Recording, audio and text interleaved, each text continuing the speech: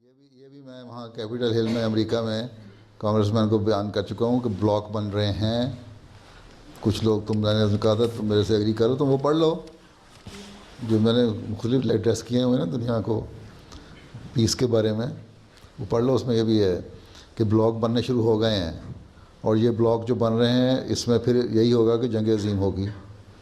صرف ایران نہیں، ایران سے ابھی کیونکہ وہ دور ہے، کچھ گھرا ہوا ہے، کچھ اور مسائل ہیں، اس لیے ایران سے پہلے وہ سیریا پہ حملہ کرنا چاہیں گے، اور حملہ بھی کریں گے مسلمان ملکوں کے ذریعے سے. ترکی کے ذریعے سے سیریا پہ حملہ کروائیں گے.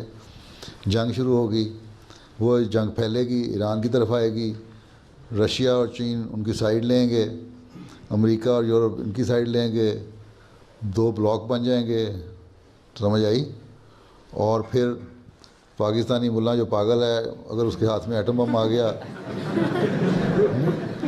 تو پھر پیر دیکھے کہیں کا کہیں گر جانا ہے. اور اگر بالفرض جس طرح یہ کہتے ہیں، کلیم کرتے ہیں ایرانی، اس کو انکار کرتے ہیں کہ ہمارے پاس نہیں ایٹم بم، اگر بالفرض ہے تو پھر وہ بھی جو مر رہا ہو آدمی، فرسٹریٹڈ ہو اور مر رہا ہو، تو پھر وہ یہ نہیں دیکھتا کہ آگے کون ہے تو کون نہیں، پھر جو اس دل میں آتی ہے کر جاتا ہے.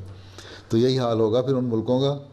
تو پھر یہی اس لیے میں ان کو کہتا ہوں کہ تم لوگ کچھ عقل کرو، کیونکہ جن لوگوں کے پہلے صرف امریکہ ایک تھا جس کے پاس ایٹم بم تھا، اس نے 2 ایٹم بم گرائے جاپان پہ سیکنڈ ورلڈ وار میں. ٹھیک ہے، لاکھوں لوگوں کو مار دیا. میں نے وہ ناگاساکی کا دیکھا علاقہ جا کے، اس وقت انہوں نے ایک پرزرو کیا ہوا ہے وہاں گھر، کنکریٹ کا گھر سارا پگھل کے نیچے آیا ہوا ہے، صرف ڈوم ذرا سا کھڑا ہے. تو اسی طرح اور اتنی طاقت کا بھی بم نہیں تھا. اب ہر چھوٹے ملک کے پاس بھی بم ہے، اور جن میں عقل بھی نہیں ہے. یہ اندازہ کر لو کہ پھر کیا نتیجہ نکلے گا خوفناک. تو دنیا اپنے آپ کو خود تباہ کر رہی ہے، اس لیے دعا کرو کہ تباہی سے بچ جائیں.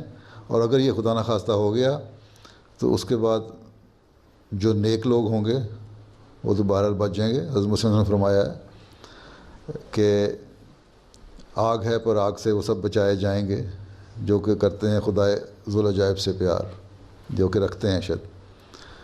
تو یہ چیزیں ہیں، اس لیے تموں کو میں کہتا ہوں کہ نیکیوں کی طرف آؤ، نمازوں کی طرف آؤ، اللہ سے دل لگاؤ، تاکہ نیک لوگ بچ کے پھر دنیا کی اصلاح کا سامان کریں.